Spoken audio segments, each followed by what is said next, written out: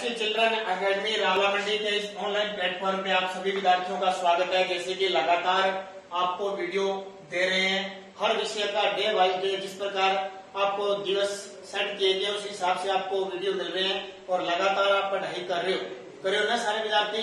तो उसी हिसाब से देखिए विषय सामाजिक विज्ञान और कक्षा 10 अध्याय पहला चल रहा है, इतिहास हमारी चल रही है और पहले पाठ का नाम है संघर्षशील भारत 1206 ईस्वी तक। ठीक है, लगातार हम 5 से 6 पाठ पढ़ चुके हैं, अगले पाठ की तरफ आज हम पहुंचे हैं।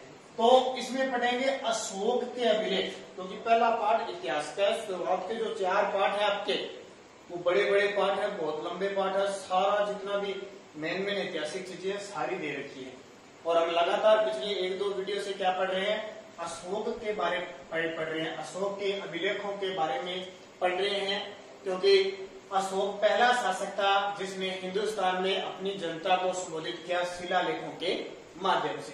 अब देखो लास्ट बार हमने पढ़ा था अशोक के अभिलेख, पढ़े थे ना, ब्राह्मी लिपि में, खरोष्टी लिपि में, और दिल्ली से टोपरा गए थे, वहां कुछ उप शिलालेख मिले हैं, वो बातें। अब देखो क्या बच गया, अंतिम में बच गया अशोक के अभिलेखों में ताम्रपर्णी, जिसको क्या कहते थे, श्रीलंका।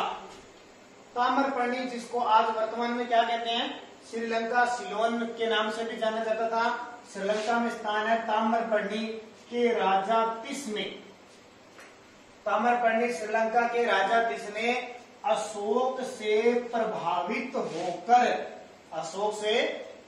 होकर देवनामप्रिय की उपाधि धारण की थी। ये आपके इम्पोर्टेंट है, कौन सी उपाधि, देवनामप्रिय की उपाधि। आपको पता है अशोक ने भी देवनामप्रिय की उपाधि धारण की थी, अभिलेखों में उसका नाम भी क्या मिलता है, देवनामप्रिय मिलता है। तो यहाँ राजा तिस ने, जो ताम्रपर्णी का राजा था, अशोक से प्रभावित हुआ और उसने देवनामप्रिय की उपाधि क्या कर ली, धारण कर ली। दूसरे राज्याभिषेक के अवसर पर, इसका दूसरी बार जब राज्याभिषेक हुआ किसका, राजा तिस का, तो दूसरे राज्याभिषेक के अवसर पर उसने अशोक को आमंत्रित भी किया था। देखो बहुत बड़ी बात है, हिंदुस्तान मौर्य सम्राट अशोक को इस राजा तिस ने अपने दूसरे राज्याभिषेक में आमंत्रित किया था। ध्यान रखना, जैसे हमारे प्रधानमंत्री है ना नरेंद्र मोदी, जब उनका शपथ समारोह हुआ था तो उन्होंने बड़े बड़े देशों के राष्ट्राध्यक्षों को, राष्ट्रपति को, प्रधानमंत्री को बुलाया था, वैसे इसने बुलाया। अशोक का पुत्र महेंद्र, ठीक है, पुत्र महेंद्र था और पुत्री कौन थी, संघमित्रा। बोधि वृक्ष का एक भाग लेकर, ये बोधि वृक्ष कौन सा है, बोध गया बिहार में, जहां महात्मा बुद्ध को ज्ञान प्राप्त हुआ था, उस बोधि वृक्ष का एक भाग लेकर यहाँ पहुंचा। क्योंकि बोधि वृक्ष के बहुत सारे जो छोटे छोटे बीज भी उग जाते थे वृक्ष के, और बहुत सारे, तो यहाँ पहुंचा। यहाँ से श्रीलंका में बौद्ध धर्म का पदार्पण माना जाता है। जब अशोक का पुत्र महेंद्र बोधि वृक्ष का एक भाग लेकर वहां पहुंचा और उस वृक्ष को वहां लगा दिया, वहां से इसकी शुरुआत श्रीलंका में क्या हो गई, बौद्ध धर्म का पदार्पण, यानी बौद्ध धर्म की शुरुआत यहाँ से मानी जाती है। कहाँ से, जब पुत्र महेंद्र बोधि वृक्ष लेके गया था। ठीक है, इस तरह याद करना है आपको। 40 वर्ष शासन करने के बाद कौन, अशोक 40 वर्ष शासन करता है। देखो 272 से लेकर 232 तक, जोड़ लो कितने आ गए, 40। तो 40 साल तक इसने राज किया। 40 वर्ष तक शासन करने के बाद 232 ईस्वी पूर्व में अशोक की क्या हो गई, मृत्यु हो गई। तो इतना लंबा शासन किया, पूरे क्षेत्र को संगठित रखा इसने, और अब क्या हुआ, उसकी मृत्यु हो गई। लेकिन मृत्यु होने के बाद एक बड़ी घटना घटित हुई, अशोक के उत्तराधिकारी बने जो सही रूप से शासन नहीं कर पाए। कौन है, अशोक के पुत्र, और अगले 50 वर्षों तक कमजोर उत्तराधिकारी का शासन रहा। यानी अगले 50 साल तक कोई भी अच्छा शासक नहीं बना, और धीरे धीरे क्या हुआ, इस मौर्य साम्राज्य का पतन होना शुरू हो गया। अब देखो अशोक के बाद कौन शासक बना, उसका पुत्र कुणाल राजा बना। अशोक के बाद उसका पुत्र कुणाल राजा बन गया, जिसे दिव्यावदान ग्रंथ है बौद्ध धर्म का, जिसे दिव्यावदान में धर्म विवर्धन कहा गया है। ठीक है। जैसे अशोक को महाश्री व गुजरात अभिलेख में अशोक कहा गया है, वैसे इनके नाम है। तो अशोक के बाद पुत्र कुणाल क्या बना, अगला मगध का शासक बना, जिसे दिव्य अवधान में क्या कहा जाता है, धर्म निवर्धन कहा गया है। राजतरंगिणी एक पुस्तक है के अनुसार, एक ग्रंथ है, ध्यान रखना, एक इतिहासकार आया था कलहण, उसने लिखा था। और इस सारी राजतरंगिणी में जो कश्मीर है ना, कश्मीर के बारे में लिखा है, कश्मीर में किसने राज किया, किसने शासन किया, सारा कुछ। तो राजतरंगिणी के अनुसार उस समय जलोक कश्मीर का शासक था। अभी मैंने बताया था ना, राजतरंगिणी में सब कुछ किसके बारे में लिखा है, अशोक के बारे में। तो ये कहती है कि जब ये कुणाल शासक था, उसमें राजतरंगिणी अनुसार जलोक है वो कश्मीर का शासक था। कुणाल के बाद, क्योंकि कुणाल क्या अंधा हो गया था, कुणाल के बाद संप्रति शासक बना।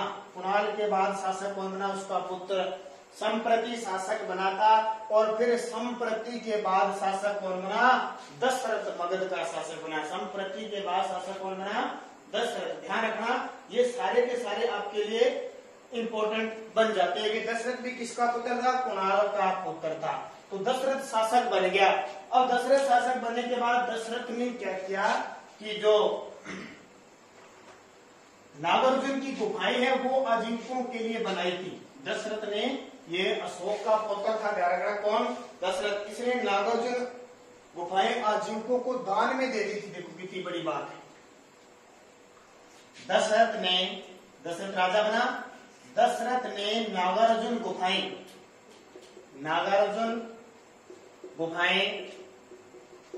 आजीविकों को दान में दे दी थी। आजीविकों को, आजीविक क्या होते हैं, जो इधर उधर घूम फिर के और तपस्या वगैरह करके जीवन यापन करते हैं, आजीवक, जिनके पास सिर्फ खाना वगैरह खाना, इधर उधर घूम के फिरना। तो दशरथ ने नागार्जुन गुफाएं आजीविकों को दान में दे दी थी। ठीक है, ये हो गया। अब दशरथ के बाद क्या हुआ, अंतिम मौर्य सम्राट बृहद्रथ मौर्य साम्राज्य का अंतिम शासक बना। मौर्य साम्राज्य का अंतिम शासक बना। ठीक है, अब क्या इसका प्रधानमंत्री था, एक महामंत्री कह दो या सीधा प्रधानमंत्री कह दो। इसके ब्राह्मण मंत्री, इसके एक ब्राह्मण मंत्री था। ब्राह्मण मंत्री पुष्यमित्र में किसकी, बृहद्रथ की हत्या कर पुष्यमित्र शुंग वंश की स्थापना की। ये मौर्य साम्राज्य आपका समाप्त हो गया। अंतिम शासक कौन था, बृहद्रथ मौर्य साम्राज्य का अंतिम शासक था। कौन है, बृहद्रथ। इसका एक ब्राह्मण मंत्री था पुष्यमित्र शुंग। ठीक है, इसकी वंश कौन सा था, शुंग ने बृहद्रथ की हत्या करके नए वंश की शुरुआत कर दी, शुंग वंश की स्थापना कर दी गई। किसके द्वारा, इस बृहद्रथ के द्वारा। अब हम इसमें क्या पढ़ेंगे, मौर्य जो साम्राज्य है उसके शासकों की तो मृत्यु हो गई। अब मौर्य साम्राज्य के प्रशासन के बारे में पढ़ेंगे कि मौर्य साम्राज्य का जो प्रशासन था वो कैसा था, किस प्रकार था। ठीक है, तो मौर्य साम्राज्य, मौर्य प्रशासन सारा का सारा कैसे भागों में बंटा हुआ था, क्या इनका सिस्टम था, वो सारी बात हम पढ़ेंगे। सबसे पहले मौर्य काल में भारत में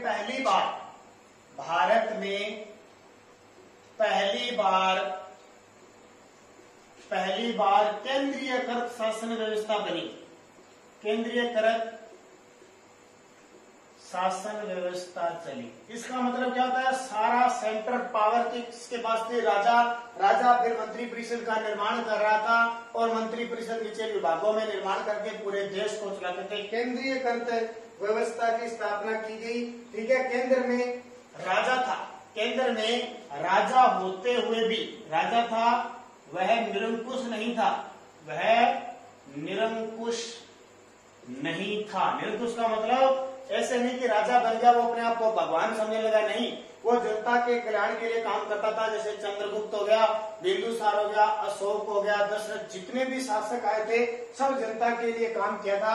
हालांकि राजा था, ठीक है, फिर भी वो क्या था, निरंकुश नहीं था। कौटिल्य ने राज्य के 7 अंग बताए। अब कौटिल्य को जानते हो आप, चंद्रगुप्त मौर्य पहले हमने पढ़ा था ना, उसका प्रधानमंत्री था। तो कौटिल्य ने राज्य के 7 अंग निर्दिष्ट किए हैं, 7 अंग बताए हैं कि राज्य के कितने अंग होते हैं, 7। किसी राज्य के लिए 7 अंग कौन कौन से हैं, तो राजा होगा, उसकी सेना होगी, उसके मित्र होंगे, उसके लिए दुर्ग होगा, उसके लिए कोष होंगे, ठीक है। राजा की सेना, दुर्ग, कोष, मित्र, पुरोहित, ये सारे के सारे मैन सारे जितने होंगे, उसका जनपद होगा, अमात्य होगा, उसका अमात्य और जनपद, ठीक है। 1 2 3 4 5 6 7। तो कौटिल्य के अनुसार राज्य के 7 अंग। अब देखो, राज्य में राजा होगा तभी वो चलेगा, राजा तभी विकसित होगा। राजा के पास सेना होगी जब भी कोई दूसरा आक्रमण नहीं करेगा, और उसको सहयोग करने के लिए और उसको अच्छी सलाह देने के लिए कौन होंगे, मित्र होंगे। और राजा को सुरक्षित, जनता को सुरक्षित रखने के लिए क्या होगा, दुर्ग होगा। और राज्य में अगर धन होगा खूब सारा तो वो राज्य क्या करेगा, प्रगति करेगा। और राजा को सही सलाह देने के लिए अमात्य का मतलब होता है प्रधानमंत्री होगा। और राजा के पास खूब सारे जनपद होंगे, क्योंकि विभाग होंगे ना। जैसे हमारा राजस्थान है तो हमारे पास 33 जिले अलग अलग काम कर रहे हैं ना, कहीं तो खनिज मिल रहे हैं, कहीं जल की व्यवस्था है, कहीं कृषि की व्यवस्था है, ऐसे। तो कौटिल्य ने 7 अंग बताए राज्य के। बाकी अगले वीडियो में पढ़ेंगे क्या क्या चीज है, किस प्रकार उनको इसकी मौर्य प्रशासन रही थी, कैसी शासन व्यवस्था, कौन कौन मंत्री थे, उनके बारे में अगले वीडियो में डिटेल से पढ़ेंगे।